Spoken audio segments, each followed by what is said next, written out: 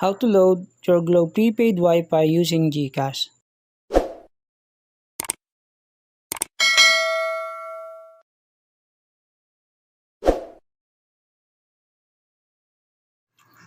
This is Torek. I'm here to walk you through the process of loading your Globe prepaid Wi-Fi with the use of GCash app.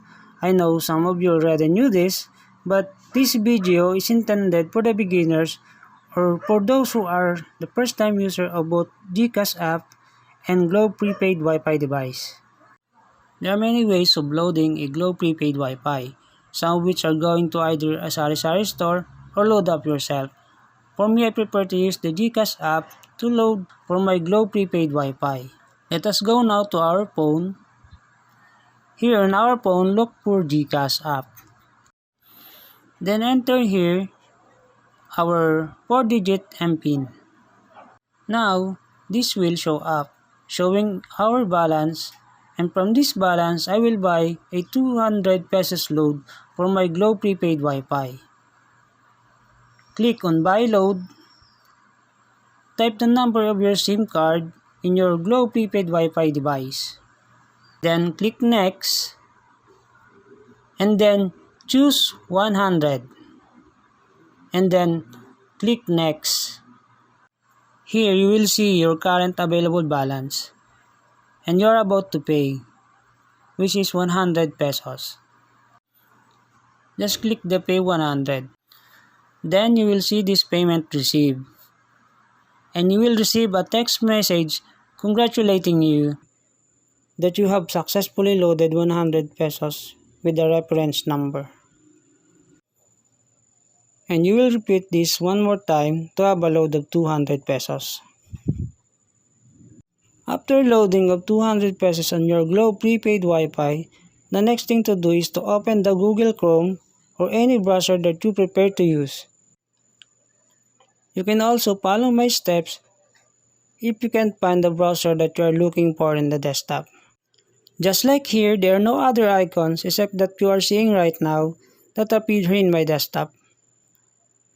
You can go to search bar and type the browser that you prefer to use. In my case, I prefer to use Google Chrome. For the Google Chrome, just type Chrome, then press enter.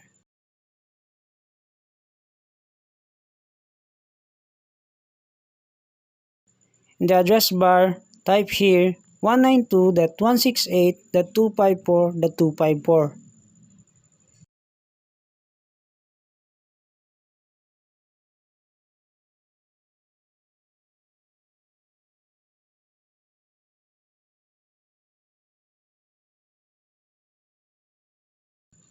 And you will see this index status of Globe prepaid Wi-Fi.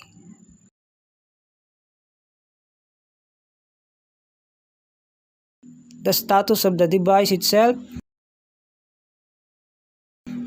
the internet usage, the LTE signal status, and the antenna status.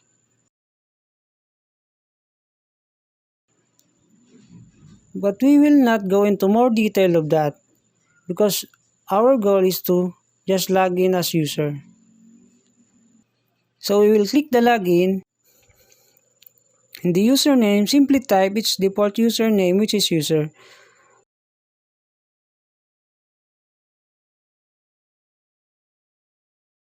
The password is at L03E1T3.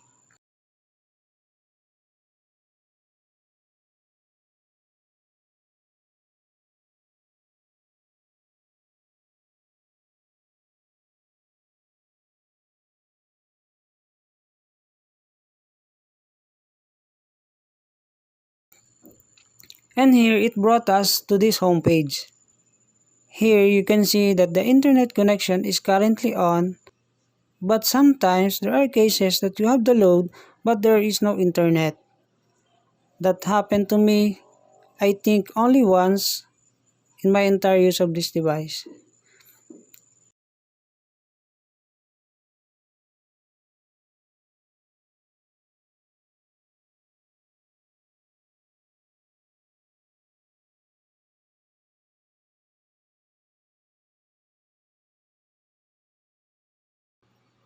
So to address this problem, if you see your device turn off itself, you can simply just turn it on again and the internet will come back again.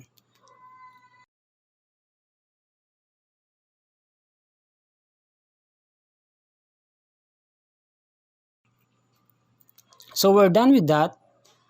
So the next thing to do is to go to SMS. Just click it. Here you will see I have new messages. Since this device is using a SIM card, it can receive or store messages up to 100. If you did not delete the messages and it reaches to 100, it will be hard for you to receive the new messages, since its capacity to receive or store the number of SMS is just 100. Based on my experience, if you do not delete those messages and it reaches its maximum 100 messages, there is a delay when you load in this device. So it is your duty as a user of this device not to exceed or reach the number of SMS up to 100 by deleting some of these messages. Next is to view your load if you really receive the exact amount that you have purchased. So we will gonna click the auto load max and see if that is the same to what we have purchased.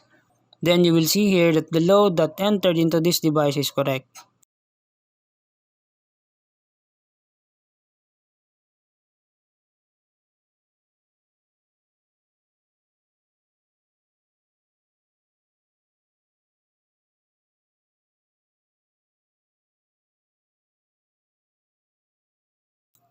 So we will proceed to 8080.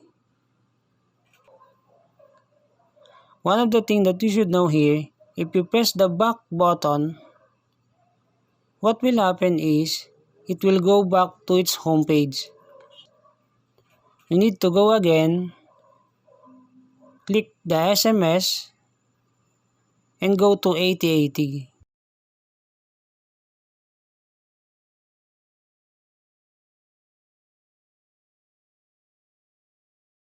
Here you just type HomeServe 199.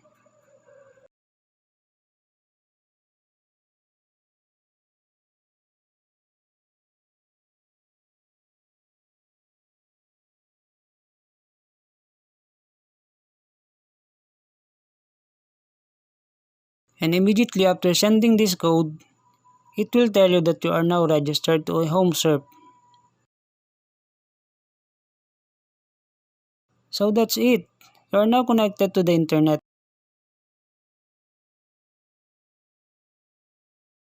with up to 30 GB. With this load, you can watch, learn, and surf the internet for 7 days. This 30 GB is divided and allocated each day for 7 days.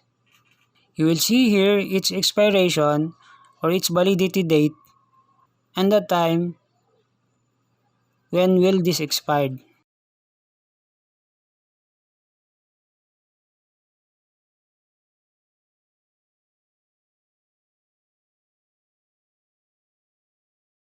But this 30 GB which will expire on this date can be consumed in just 3 to 4 days depending on your activity in the internet and the number of devices that were connected to the internet, either wired or wireless.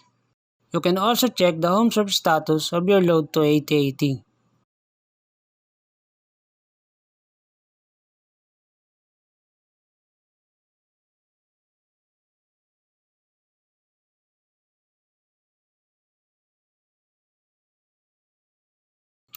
After logging in and make some activity in the device, your next thing to do is to log out your user account in Globe device.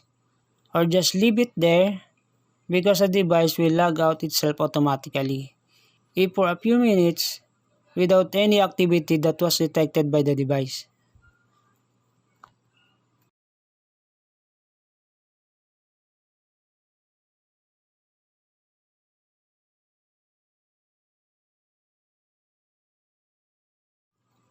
That is one of the security features of Globe Prepaid Wi-Fi.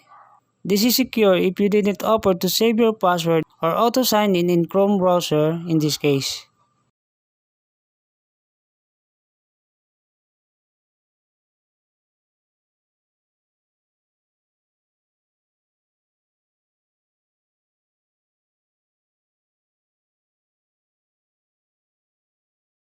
You can also remove the saved password that we have made in the previous activities by just clicking the three vertically aligned dots and click remove.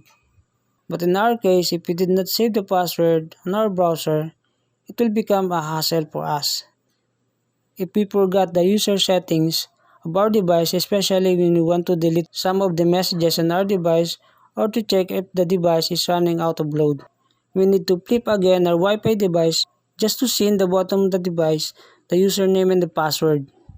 If we forgot to remember or we do not have a hard copy or soft copy of the username and password, just like what happened to me in the past. So for me, since I'm the only one who is configuring this device and no one else has the access to my computer, I prefer to save it in the browser. So the moment I want to change something in this device, I will not have a hard time remembering the right username and password for this device.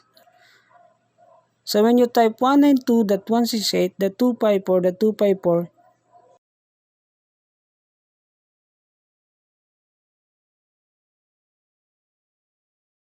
and clicking login, I'll just click the user, then the password manager will pop up in suggesting an account, which is in this case a user with a password append to it. So that is how a password manager is very useful. You don't have to worry remembering your password just in case you forgot it. So that's it for this tutorial. If you find this video to be useful and you want to become updated of my future uploads, just simply hit the subscribe button, hit the like, and click the bell icon. Up until here, thanks for watching.